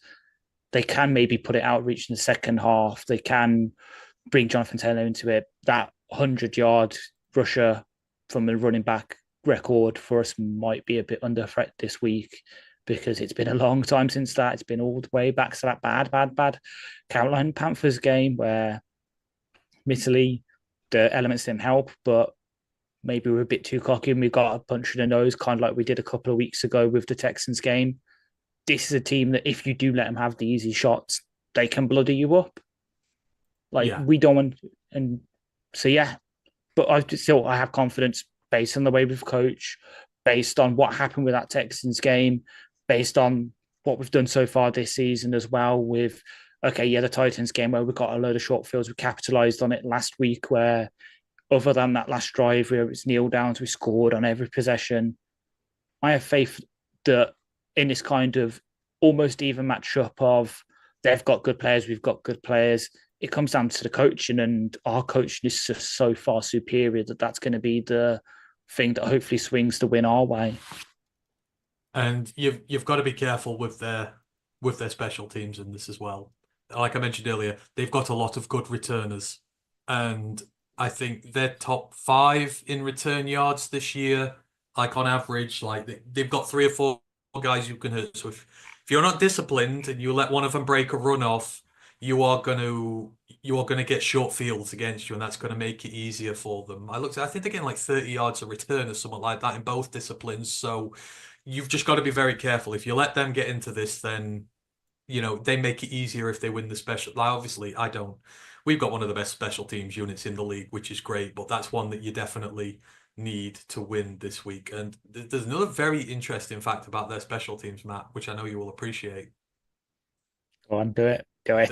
Their long snapper is an all-pro, so don't give them field goals because the snaps are going to be crisp, clean, and best for the kicker to be there. So I just thought you want to know. You want to put your stats out. You've got to let them know who the all-pros are on this team, and they have an all-pro long snapper. And he's from William and Mary as well, so team we know well. Ooh. So he's got caliber. He's part of the tribe. Just putting the important information out there for you. No other Lions shows talking about the long snap of the Colts to tell you that. Even I don't know about that, but clearly we've got an expert in today, so. I mean, there goes. But yeah, I've just looked it up and hit the nail on the head. Exactly 30 yards a kick return, which is 5th in the league, and they're 11th in punt return yards. Though, as much as Luke Rhodes, it might be an all-pro, being 17th in the league in field goal percentage with 86.4%, that's not going to cut it against the only team not to have missed a field goal so far this season. And the only team not to have an unbeaten record away from home this season. So, and the only team to win by 38 points more than once. We've done it 3 times. Someone was asking in the chat about the Lions scoring record in the regular season. The Lions have to score 139 points in the final 7 games of the year to get the scoring record for the season. Obviously, that's not even 20 points a game. Of course, that was done in a 16-game season, so if you want to do it on a per-game basis, you maybe have to do a bit more than that. But even then, if you had to up it to like 22 points a game, who cares? We're pretty much on track for that, so that'd be really fun. No, yeah, because here's the thing. It was last week. I think we need to score 23.8 points a game for the rest of the season to do it. We were scoring 23.8 points going into last week. So right now we're like last week bumped up a bit. Yes, probably down to 20. We can do it. And again, we just get so close. We've been twice now. I've been saying, come on, we get a field goal. We tie that record, the 55 points against the Bears in 1997. Yeah. Maybe it won't be this week, but hopefully soon. Fingers crossed. All right, just to finish off what we're talking about here with this game, got a couple of questions from the chat, and then just to talk about the score prediction. So Johnny Harrod's been leading this one. So he's saying, who do you think is going to have a breakout game on the Lions on offense and defense? Who are we watching out individually for the Colts on offense and defense, and what's your score prediction? So with that in mind, and key players and score prediction for you. Key players. Oh, this is a tough one. I don't know. On offense, who needs to be the key player on offense here? What are they bad at? I mean, the thing is, we don't have key players. We have lots of good players, like who it's very difficult to make this decision. I don't know. If anyone specifically needs to play really great, J-Mo? I don't know. I don't know. You tell me someone on offense. I just feel like we're such a well-balanced unit with everything that if one person doesn't play well, someone else will step up and play really well. Okay, fuck it. Let's go Monty. Because, you want to break this team up. If you want to break that D-tackle pairing open in the middle, then you send Monty out there and you send him. Because I hear Franklin and that, they're really good when it comes against the run. They'll tackle for days. Let's just say Monty, because he's going to absolutely bulldoze open the middle of that defense for us. And it'll make our life a lot easier. It'll take the edge rushers out of it like it did for Jacksonville. And it'll make our time a lot easier on defense. Christ, you need an edge rusher to stand out eventually. Somebody's got to do it. Let's just say this will be World War Z's breakout. I reckon he's going to get a couple of sacks in this. I think this is where we're going to see his true value to us, especially if Richardson wants to start going walkabout and that he is prone to getting strip sacked. He is prone to giving it up. Like I would go on our guy. He's had a week and a half in the system now. So yeah, we'll have World War Z for defense. What about on the Colts side of the ball?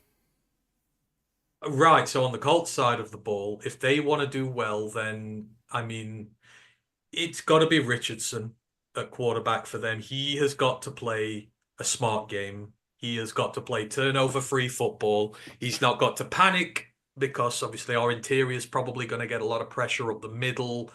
You can't give us the ball. They have got to keep the ball. They've got to have long, concise drives, but it all starts with the quarterback and how he marshals that team. If he starts using his legs and we break contain and we're not able to get at him, it'll extend drives, it'll put them into the situations they want. It's through him. He's the one guy on his day. He has the innate talent to beat us because he could be that potentially that great a quarterback. On defense, I think for them, again, I would go on their edge rushers.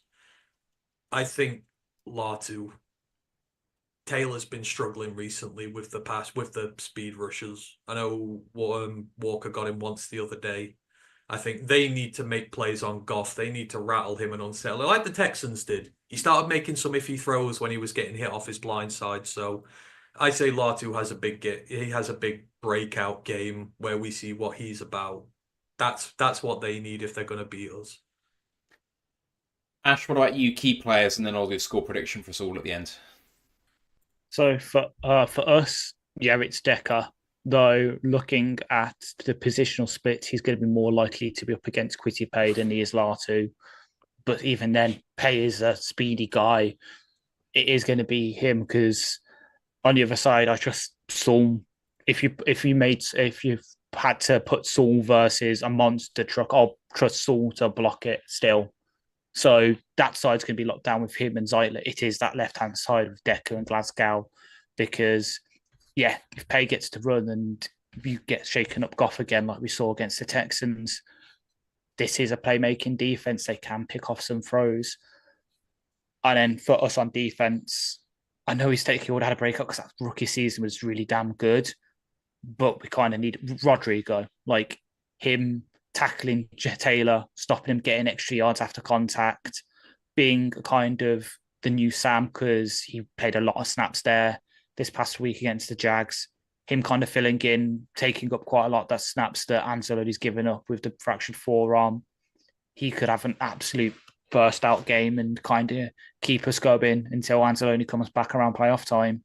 For the Colts, again, Taylor, they need the run game to keep going because that's how that offense is predicated off. If you shut up the run, they can't do the read option stuff. They can't. The linebackers will then just be sitting there waiting to pick off all the throws that they try to throw deep.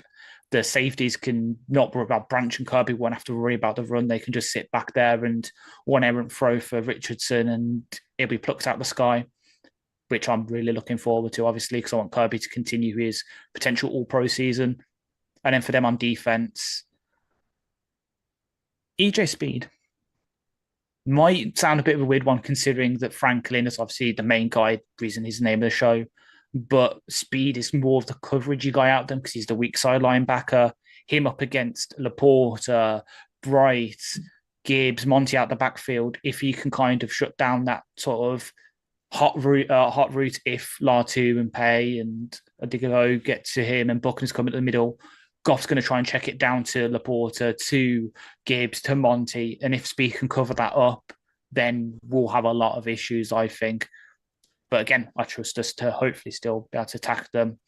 But yeah, overall, I think it's going to be a good matchup. Okay, for me, on the Lions side, on offense, I'm going to go Amon-Ra St. Brown. You're playing against a cover 3 team. The underneath stuff is going to be so key. You're going up against Kenny Moore more often than not. That's a really interesting matchup for this game. I think Kenny Moore's one of the better nickels in this league. Can Amon-Ra continue, what's been a hot streak these last couple of weeks for him, culminating in that exceptional performance last week? If he can break that open, we're going to stay on schedule. This game's going to be easy if Amon-Ra is absolutely on it. I want to say Sam Laporte, but him coming off injury, is he still going to be on a snap count like he was earlier on in the year? Are we going to be introducing him slowly back into the fold? Don't know. But either Sam or Amon-Ra in that sort of slot over the middle sort of role is going to be key for us. On defense, well, it's kind of related to who I think is going to be really important for the Colts. Amik Robertson is the guy for me. So in run fits, can he get to Jonathan Taylor and bring him down?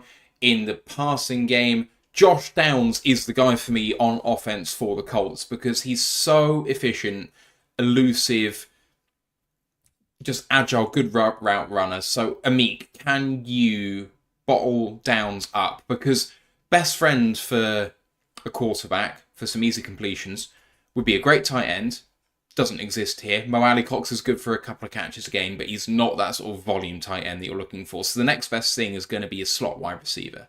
So can Amik do a job against him? So spoiled the offensive player for the Colts, Josh Downs. If you can provide that safety valve for Richardson, it opens up the rest of the game for him, because if you get under pressure, you know you can always throw it his way. And if you know that you have that safety valve, you can hold on to it a bit more and try and hope that Pierce and Pittman come free. And if that happens, their whole offense is entirely open to them. So Downs is the key for me for them. Richardson kind of goes without saying, I guess. On defense, I mean, is it too simple then to say Kenny Moore because it's the opposite of Amaros and Brown? I'm going to go to Forrest Buckner. So I think that the weakness on our offensive line actually has been Graham. Of the 5, and I say that loosely because I think that Graham has been, somewhat good actually of late, but he didn't start off great, and he's probably the weakest of the 5. So can Buckner get some pressure against him? Can he make him think twice? Can he get him seeing ghosts and doubting his ability? Because if he's like kind of doubtful, then Buckner maybe can get through there. Interior pressure is one of Goff's weaknesses, I think. The outside the tackle stuff, I actually think Goff has been dealing with really, really well, but get Goff running for his life, and that could be a trouble for us. So, interior pressure, Buckner's got to be that big name guy, that pressure guy in the middle. Score predictions, fellas. Ant. Lions 35, Colts 22. Ash. Lions 30, Colts 17. I'm going to go for 30 as well for the Lions, Colts 21. All right, all of us going for a win, which is good stuff. We have one other question before we get into the rest of the week's slate, which was from OnePrido427, who says, "Evening, fellas. Well, here's a water cooler discussion we've been having at work recently. Which draft did Brad Holmes crush more, 2022 or 2023?" So let me try and refresh your memories on 2022 and 2023's draft. 2022. I can just tell you that right away. So 2022's draft was at 2 Aiden Hutchinson, at 12 Jameson Williams, at 4... Sorry, I was thinking of 2021. That should be up there. Well, it's just these two as a question, because I think 2021's out there on its own. So I think that's clearly the winner. So which of these two is now better?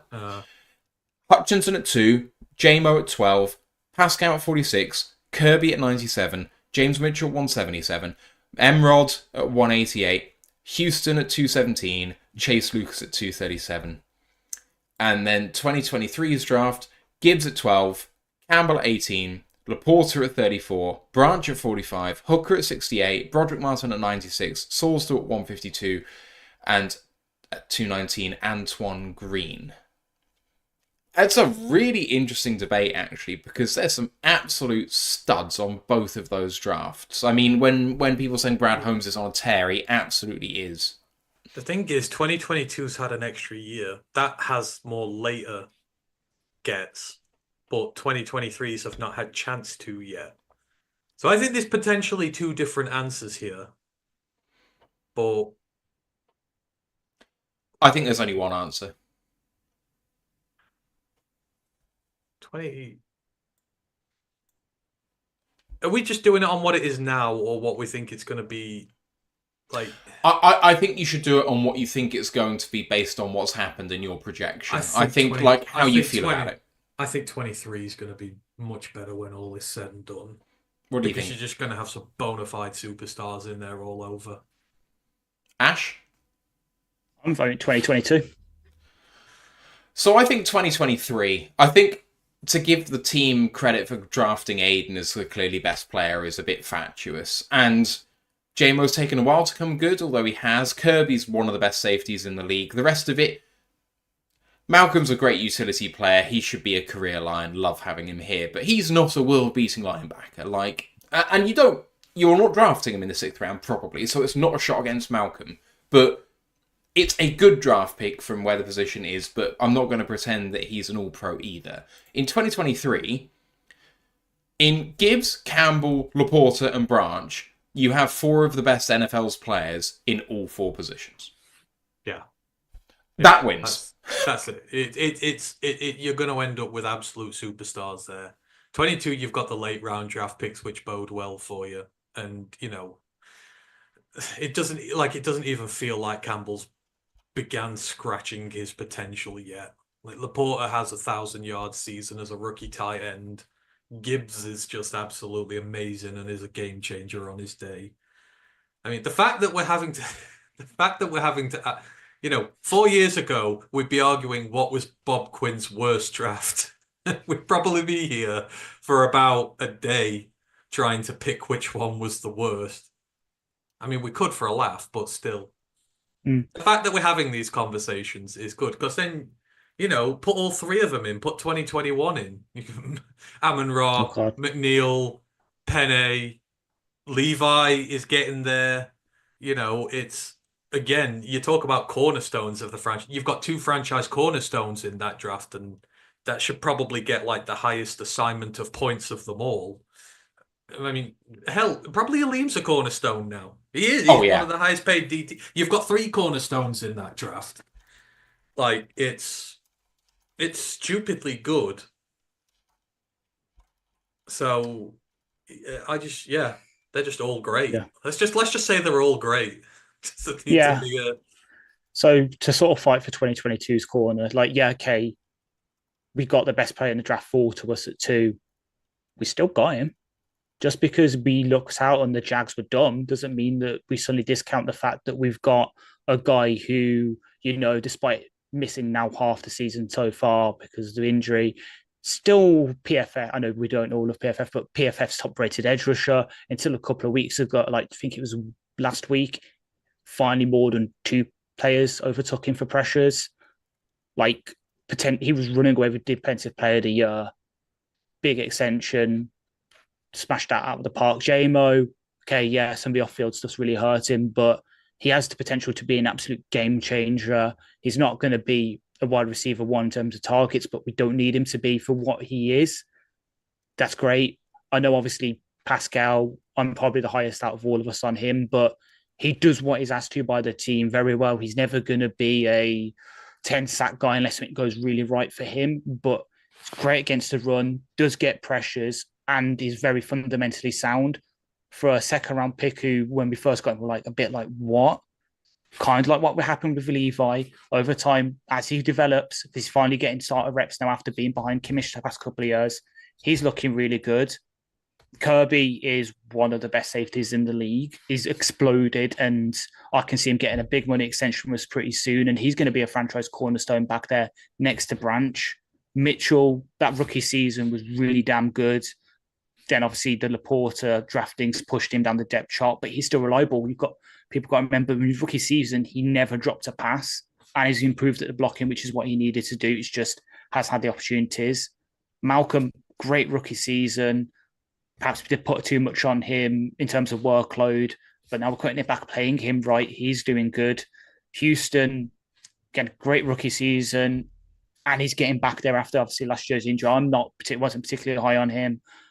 Still think the run defense needs a bit of work, but he's improving there, and he could still be a great rotational deep designated pass rusher. And then Chase Lucas, again, I know he's not on the team. He's now with the 49ers, but that's a really damn good special team and backup slot where you got a 7th-round pick. So yeah, some of them are going to be role players for you. Pascal's never going to be an edge 1. Mitchell's never going to be a tight end 1. Malcolm's never going to be a linebacker 1. To still get guys who are all in the league and all will probably get 2nd contracts, that's not too bad. Yeah, we're splitting hairs. I think it's 2 exceptional draft classes. I've got one final question before we go into the rest of the weekend's games from Brian Shook.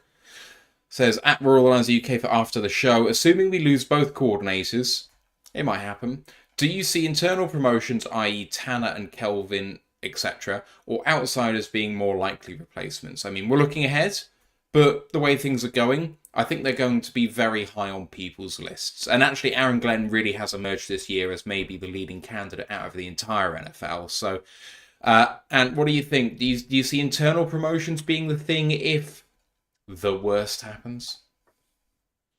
Oh, no, I think It depends who's available. Like with Dan and Brad, it's always the best candidate. And,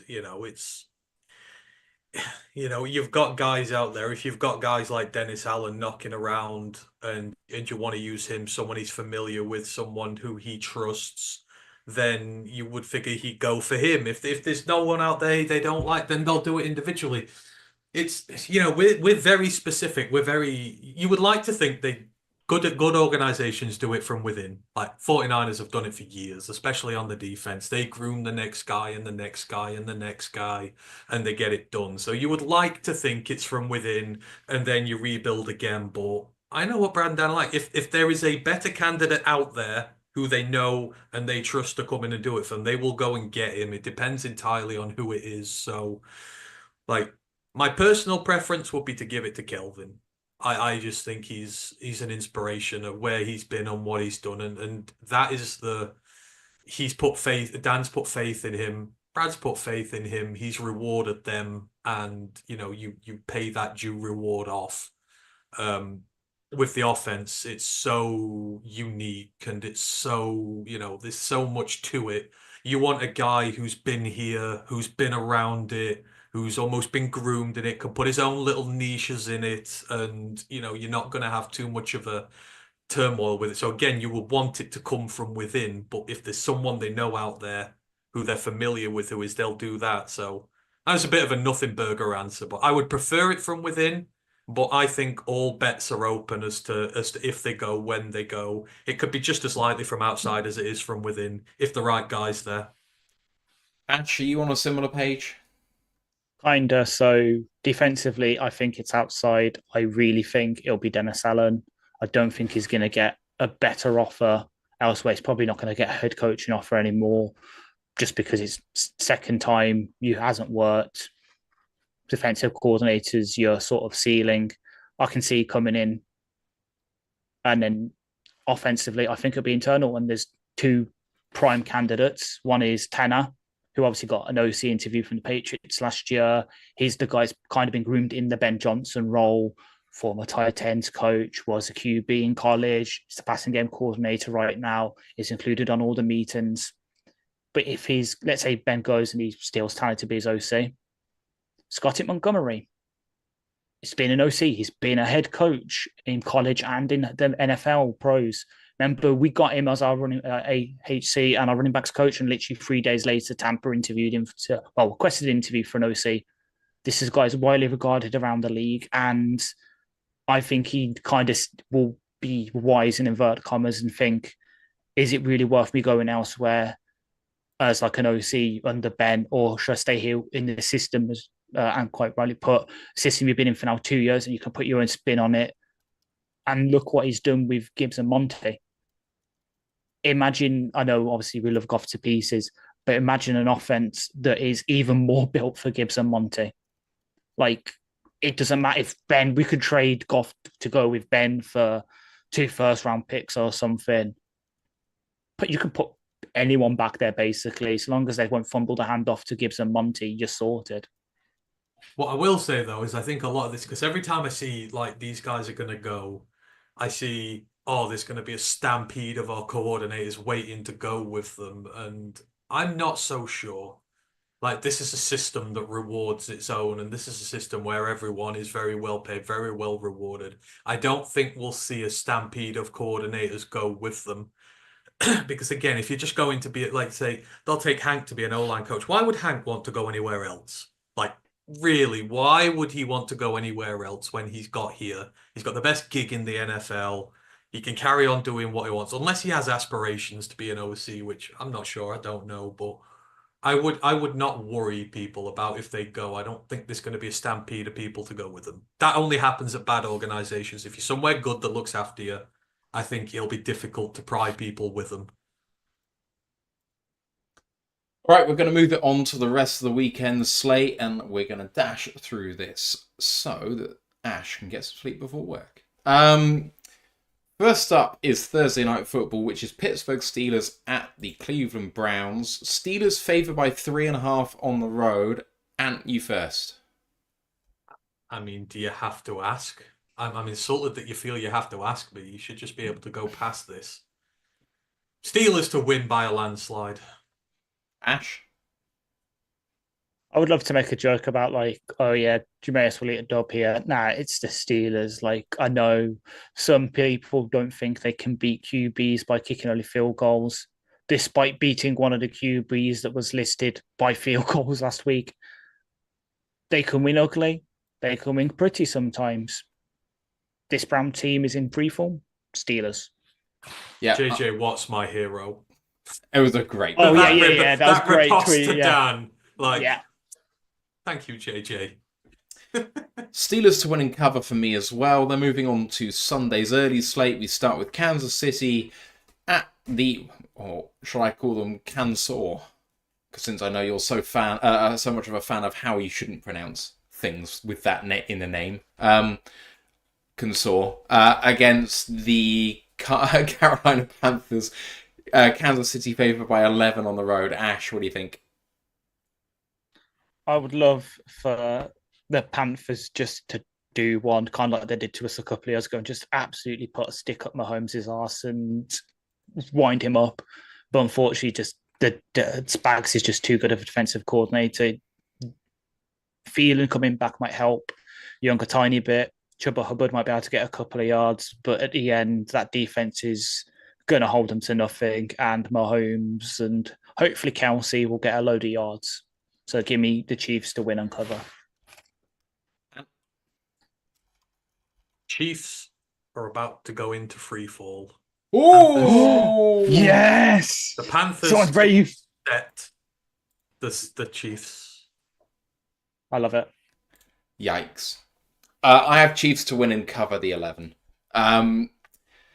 Right. Vikings at Bears. Vikings favored by 3.5 on the road. And Can they both lose? yes, please. Oh, it's at Soldier Field again. Yes, it is. Oh, just after they lost to the. As much Just as I after they hate- lost to as the much Packers, as- but the Vikings only just as much beat as I the hate Jags, them, right? And then as much as I absolutely despise the Bears, I reckon the Bears have beat the Vikings this week, and the Vikings fans have become so insufferable that actually I'm rooting for the Bears now. Well done, guys. That is impossible to do, but you did it. So I hope you scumbags lose. Ash. I'm going to go bet against you guys a tiny bit. Vikings to win, but Bears to cover. I have the Bears to win and therefore cover the extra 3.5 that they're getting. Vikings have just not flat out not been good the last month. And the Bears last week decided that firing their OC was actually a path to having some workable offense. I think that's going to work against the Vikings. I know their defense is still really good, even though the offense has been shite. But the Bears' defense is really good. I think it's going to provide Caleb a lot of short field opportunities. So let's see what happens. Next up is the Titans at Houston Texans. Texans favoured by 8 at home against the Titans. Ash. Come on, Nico Collins. I need some fancy points. We all saw what we did to the Titans, and the Texans are going to be a bit upset. Obviously, the number one that they didn't win despite getting 5 interceptions off us. And last week, obviously, Nico having his massive touchdown call back. They're going to put a world of pain down on the Titans, I think. So Texans to win, Texans to cover, and hopefully me to get 20 plus fancy points from Nico Collins this week. And Which game were we on, sorry? Titans at Texans. Texans favoured at home by 8. Yeah, the Titans are not a good team. Texans, please. I've got a Texans win, Titans cover 8. I just don't think the Texans have been firing on all cylinders enough to me to think that 8 points is enough for them to cover, to be honest. But we shall see. Next up, we've already picked Lions at Colts. I see that I have actually picked in what I did before a slightly different answer. But hey, what do you guys... What? I was going to say, hang on. My brand is hot takes. What is this all about? Last week when I picked the Steelers over the Ravens, you went, no way, that's going to happen. I was right. So, I'm not a hot take merchant. Well, hot take merchants aren't results orientated. It was a hot take before the game. If I was a hot take, I'd have to wear a cowboy hat and come in smoking a cigar or something. You've got to have, you've got to have your own brand to be a hot take merchant. I guess Uh, Carlos has his own brand. no, that's been a negative. I'm not negative. No, Yeah, no, no. anything but negative. No. You're not negative at all. I am going to change this because I did have the Colts covering 7 in this, but I can't stand for that. That's not going to happen. Okay. Next up, we've got Patriots at Dolphins. Dolphins favoured by 7.5 at home against the New England Patriots. I don't remember who I'm going first now, so I'll just go to Ant for the sake of it.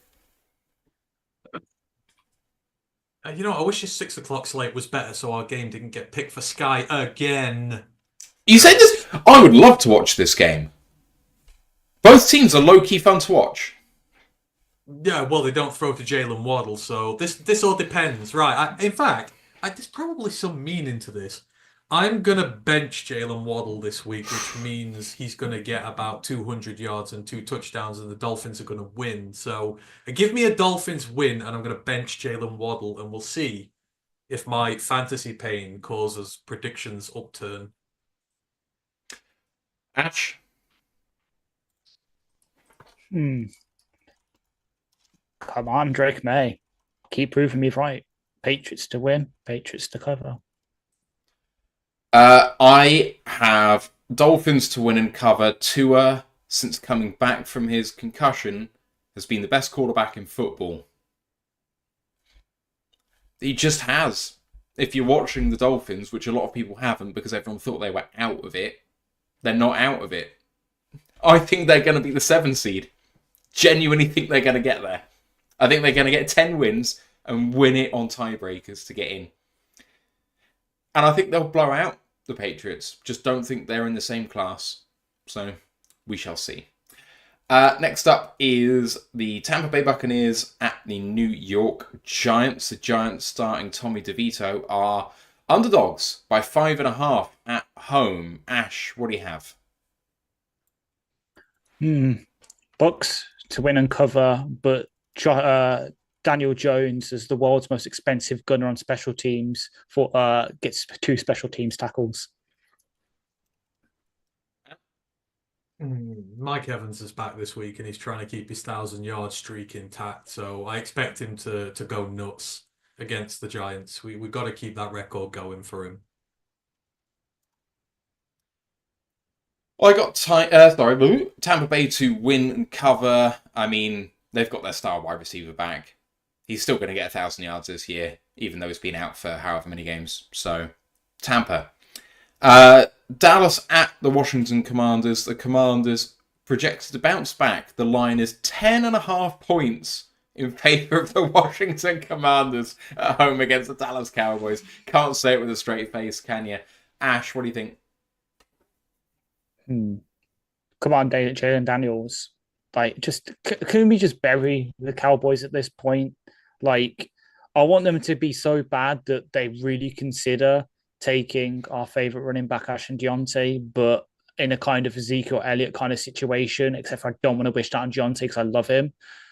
So yeah, Commanders just to put even more pain on Jerry Jones and, end that stupid tweet that someone made oh yeah, here's how the Cowboys can still get the 1 seed. It's done. Shut the fuck up. And yeah, I'm obviously not betting for the Cowboys, so, fill it in. Yeah, Commanders to win and cover 10.5. This line is not enough against one of the worst teams in football when Dak isn't playing, and it's not a good one when he is, but there we go. Next up is the Denver Broncos at the Las Vegas Raiders. Denver favoured away by 6. And sorry, which game are we on? Denver at Raiders, favoured by 6. Denver on the road. Hate to say it because I've given him so much tap, but he seems to be figuring things out in Denver now. Does old Sean? So I would expect them to have no problems here. But if you're gonna say there's an upset this weekend, that's probably the one place it happens. I still think there's a bad loss in them somewhere, but I'm gonna go with my instinct on this one and say they do overcome it. Ash? Broncos to win, but Raiders to cover. I have the same as you, Ash. Broncos to win, Raiders to cover the 6. Next up is 49ers at the Green Bay Packers, and I need to change my read on this as well. Ash, what do you think is going to happen? I'm saying this right now with the assumption that Brock Purdy plays, though his sort of press conference with the press has been pushed back to tomorrow, so it might honestly be Braden Allen, in which case this changes. But come on, this is 49ers versus Packers. The only team that has the Packers number more than us recently is the 49ers. Give me the Niners to win and cover. And Packers win, screw the 49ers. I have flipped it to the Packers with Brock. I mean, even if Brock goes, he's got a shoulder problem. That ain't going to help him even if he plays. I did have the Niners. I've changed my mind. Packers to win and cover. In that case, can I change my mind to 49ers? Because you never bet on the Packers, so there's some reverse juju going on here.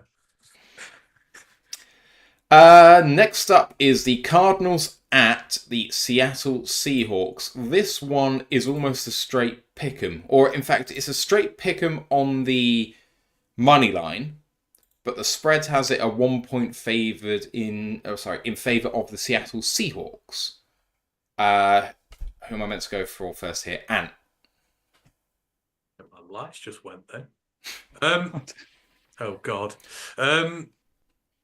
Because I'm a complete and utter sicko who loves sicko things, I want that division to be as evenly keeled as possible, and the Cardinals have a game lead at the minute, so I want the Seahawks to win because I just basically want them to all tie with one another, and then just for some really stupid tiebreaker to knock someone out of this thing. So, yeah, I'm doing sicko stuff. Give me Seahawks. Ash. As much as I would love that to happen, Kyler Murray. I can just give me Kyler Murray. I know it's at Lumen Field, but Kyler is really up there this season, and Marvin Harrison is hopefully going to have a really good game. And with Lockett being potentially questionable, according to my fantasy app, which really hurts me because it means I've had to put Demario Douglas into my fantasy lineup. Give me Kyler to win that game by like a last-second run or something to get in field goal range. Cardinals to win comfortably. Just think they're a better flat-out team, both sides of the ball at the moment. I don't think Seattle's defense is particularly good. I don't think the Cardinals' defense is particularly good either. But Arizona's offense is much better than Seattle's offense. So, yeah. Next up is Eagles at Rams, which is maybe my favourite game of the week, apart from Monday Night Football. So Sunday Night Football, Eagles at Rams. Eagles favoured by 3 away from home, Ash. See, this is kind of like the last one was, and this is what my heart wants and what my head wants. I want the Rams to give Philly another loss, just so the idiots that are saying, "Oh yeah, the Philadelphia Eagles can easily beat the Lions," which is a take some people are having. But at the same time, Jalen Hurts is really finding form. Saquon is Saquon, and AJ Brown is probably back up to full fitness after missing a couple of weeks ago. So give me Philly to win and cover. And I think the Eagles are going to win by 3 scores. I think they're really going to rack up on the Rams. This just feels like they're in form right now. And this is one of their tests because they played a bit of a scrubby schedule, but I do think they are a good team. So, yeah, I think they're going to rack up on the Rams. I agree with you, and I think this is going to be a blowout in favour of the Eagles. Just don't see the Rams being competitive in this. The Eagles fundamentally look a little bit better than they did now than they did when they were being dominant a couple of years ago. They're just hitting it at the right time. They're our biggest threat by far now. There's no question. Monday Night Football is the Baltimore Ravens at the LA Chargers. The Ravens are favoured on the road by 2.5. Ant, what do you think? See, this is game of the week. This is for me. Like, this is... I will stop up for this game. This is tough. The Chargers are convincing me they're a different team now. Like, idiot Chargers have gone well-drilled, well-coached, Chargers are here. Harbaugh looks like he's really got his imprint on that team now. The only thing is the Ravens cannot afford to lose again. And it just... But the 49ers have lost 5. Screw it. You know what? I will give the Chargers their due. I think they are a very well-coached team with a lot of talent. And I think that the Ravens are not as good as a lot of people thought they were going to be this year. And they're in for a bit of a comeuppance. So I will take the Chargers in what will be a minor upset, but I think it's going to be game of the week. This is my long shot. Ash? Damn it. I thought I was going to be the one that would do this. Give me the informed Justin Herbert and potential rookie receiver number 1, Lad McConkey, against the worst secondary by EPA. I think McConkey is going to absolutely fucking eat against the Ravens, as finally Lamar MVP campaign takes another big ding and people finally respect Jared Goff. Yeah, I have the Chargers in a bit of a blowout as well, actually. The Ravens' strength is their offense, but the Chargers' defense is also their strength. The Chargers' strength is also their defense. That's strength on strength. And then the Chargers' offense is good, not great, but Herbert's obviously playing well. They're getting some really good stuff out of Dobbins. They've got some good wide receivers. They've got a good tight end. And the Baltimore Ravens defense is just woeful. So while the strength on strength potentially washes out, actually, I think the Chargers have played so well on defense. I actually think their defense might be better than the Ravens offense. I think the Chargers could win this by 10. I know it sounds silly, but Herbert needs a legitimizing win. Like, he is an insanely talented quarterback who's really good, but there has to be a signature win in there somewhere. Like, this is a big game for them. You're in prime time against Lamar and his MVP reign. This does feel like one Justin really needs to win, because that team at some point has to take a step towards the playoffs and do well in the playoffs. Otherwise, he's going to be Stafford. Like, everyone says that he's going to stat pad and stat pad and stat pad and never get anywhere. So I hope he does. I want this to be a legitimizing win for Justin Herbert to really give him credence. All right, that is all of the weekend slate. Anything you guys want to bring up before we get out of here? Bryce Underwood is a high-priced hooker. And what do you think of him as a quarterback? Blows hard. Nice. No. Nice. Sorry.